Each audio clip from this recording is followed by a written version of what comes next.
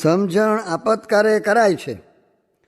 સ્વામિનારાયણ હરે સંવત 1876 વૈશાખ સુધી એકાદશીને દિવસ સવારમાં સ્વામી શ્રી સહજાનંદજી મહારાજ શ્રી ગઢડા મધ્યે દાદા ખાચરના દરબારમાં શ્રી વાસુદેવ નારાયણના મંદિરની આગળ લીમડાના વૃક્ષની હેઠે ઓટા ઉપર ઢોલિયો બિછાવ્યો હતો.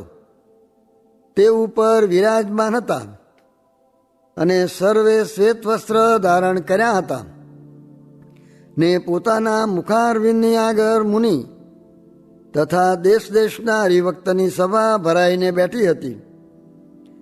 પછી શ્રીજી મહારાજ બોલ્યા છે, જેને જેટલો વૈરાગ્ય હોય અને જેને જેટલી સમજણ હોય તે તો જ્યારે કોઈક વિષયભોગની પ્રાપ્તિ થાય અથવા જ્યારે કોઈક આપતકાર આવી પડે ત્યારે કરાય, પણ તે વિના કરાય નહીં. અને જાજી સંપત કે આપત આવે તેની વાત શી કહેવી. પણ આ દાદા ખાચરને થોડું જ આપતકાર જેવું આવ્યું હતું. તેમાં પણ જેનું અંતઃકરણ જેવું હશે તેવું સૌને જણાણું હશે. પછી મુક્તાનંદ સ્વામી બોલ્યા છે, ભગવાનના ભક્તનો પક્ષ તો હૈયામાં રહે છે ખરો, તે પણ સમજીને રહે છે. જો સત્સંગનું ઉત્કૃષ્ટપણું હોય તો ઘણા જીવોને સમાસ થાય ને જ્યારે કાંઈ સત્સંગનું અપમાન જેવું હોય ત્યારે કોઈ જીવને સમાસ થાય નહીં. એટલા માટે હર્ષશોક જેવું થઈ આવે છે.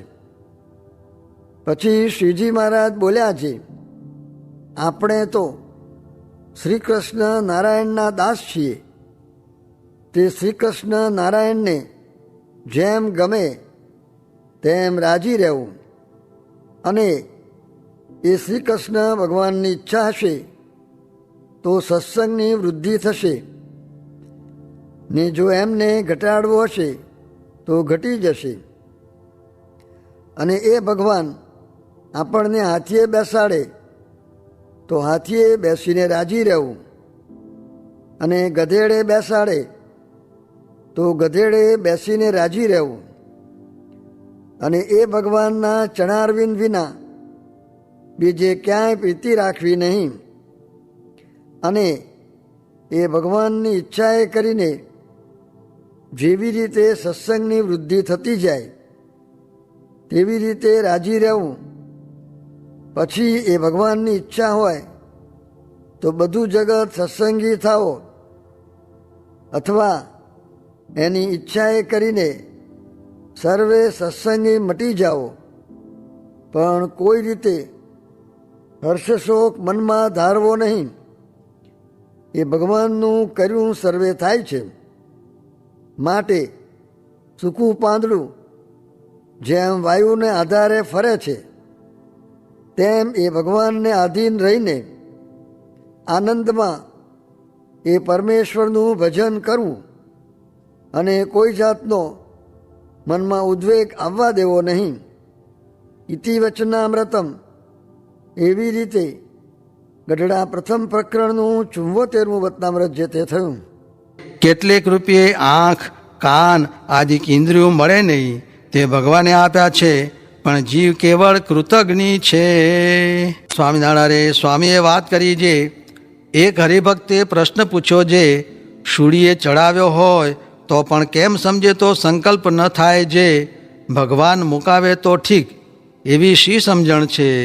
તેનો ઉત્તર કર્યો છે, એ તો ભગવાનને સર્વ કરતા જાણે, જે ભગવાન વિના બીજા કોઈનું કર્યું થતું નથી એમ સમજે તેને સંકલ્પ ન થાય ને ધીરજ રહે, અને એમ ન સમજે તે તો થોડાકમાં અકળાઈ જાય ને ધીરજ રહે નહીં.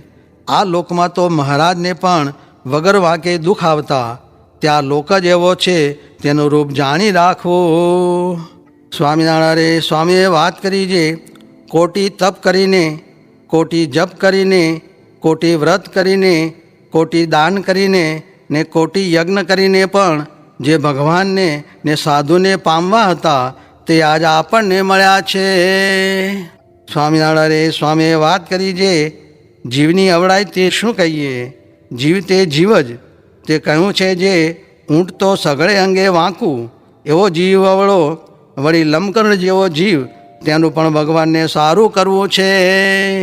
સ્વામિનારાયણ સ્વામીએ વાત કરી જે મહારાજે કહ્યું હતું જે આપતકાળ આવે તો લીલા ખડને દંડવત કરજો, તેમાં રહીને પણ હું સહાય કરીશ. સ્વામિનારાયણ હરે સ્વામીએ વાત કરી જે મહારાજ તથા મોટા સાધુ તે તો ગારડી વાદી જેવા છે તથા મણિધર જેવા છે, તે ફૂંક મારે તો કામ ક્રોધ બળી જાય. સ્વામિનારાયણ હરે સ્વામીએ વાત કરી જે રાજાને આશરે જાય તેના ગુના માફ કરે, તેમ ભગવાન જીવના ગુના માફ કરે છે. પણ જીવની રીત અવળી છે, તે પોતાને સરસ માનીને ભગવાનને આશરે જાય નહીં ને દોઢ પોર દિવસ ચડતા સુધી ભગવાન જીવના ગુના માફ કર્યા કરે છે. સ્વામિનારાયણ હરે સ્વામીએ વાત કરી જે અજામેળને સંતનો સમાગમ થયો ને નિયમ રાખવાનું કહ્યું ત્યારે કહે છે મારાથી પડે નહીં તો પણ સંતે અનુગ્રહ કરીને છોકરાનું નામ નારાયણ ધરાવીને પણ કલ્યાણ કર્યું, માટે ભગવાન મળ્યા છે તેથી કાંઈ કરવું રહ્યું નથી. સ્વામિનારાયણ હરે સ્વામીએ વાત કરી જે આ તે કાંઈ વાતું છે, આ તો અમૃત છે. તે દેવલોકમાં અમૃત પીવા જીવ જાય છે પણ અહીં પીવા નવરો નહીં. આ તો પ્રાપ્તિનો એ પાર નહીં ને જીવમાં ખોટનો એ પાર નહીં. ઓહો, આ મહારાજ પુરુષોત્તમ ને આ સાધુ એ કોઈ દી આવ્યા નથી ને આવશે પણ નહીં, ને એ પુરુષોત્તમનું દીધું ઐશ્વર્ય બીજા અનંત અવતારાદિક પામ્યા છે, એમાં બધું એ આવી ગયું. પછી સુતાર વશરામ એવી રીતે શ્રીજી મહારાજનો પ્રતાપ જોઈને અતિશય આનંદ પામીને ખેતરમાં ગયા. ત્યાં લાખો કીડીયું પૃથ્વીમાંથી નીકળી. તેને જોઈને દયા આવી જે આ જીવને ક્યારે ભગવાનનો સંબંધ થશે, એમ અંતરમાં વિચાર થયો. પછી પોતાને સંકલ્પે કરીને તે લાખો કીડીઓને ચતુર્ભુજ રૂપ ધરાવીને વિમાનમાં બેસાડીને ધામમાં મોકલ્યું. એવી રીતે શ્રીજી મહારાજે ભક્ત દ્વારે પોતાનું ઐશ્વર્ય જણાવ્યું. તે વાત આવીને ભક્તે શ્રીજી મહારાજ પાસે કરી. ત્યારે ડોસે ભક્તે શ્રીજી મહારાજને પૂછ્યું જે એ કીડીઓએ શું પુણ્ય કર્યા હશે જે પુણ્ય કરીને ધામમાં ગયું. પછી શ્રીજી મહારાજ બોલ્યા જે જ્યારે પુરુષોત્તમ ભગવાન અસંખ્ય જીવના કલ્યાણ કરવાનો સંકલ્પ ધારીને અક્ષરધામમાંથી અહીં પધાર્યા હોય ત્યારે તો પોતાના સંકલ્પ માત્રે કરીને અસંખ્ય જીવના કલ્યાણ તત્કાળ કરે, અથવા પોતાના ભક્તના સંકલ્પ માત્રે કરીને અનંત જીવોના કલ્યાણ તત્કાળ કરે. તે માટે અવતારીના સંકલ્પમાં ન્યુનાધિકપણું છે. તે શું? તો જે અવતારીને સંકલ્પ માત્રે જ તે ક્રિયા સિદ્ધ થઈ જાય છે, ને જે અવતાર છે તે તો સંકલ્પ ધારીને તે ક્રિયામાં પોતે ભળે ત્યારે તે ક્રિયા સિદ્ધ થાય છે.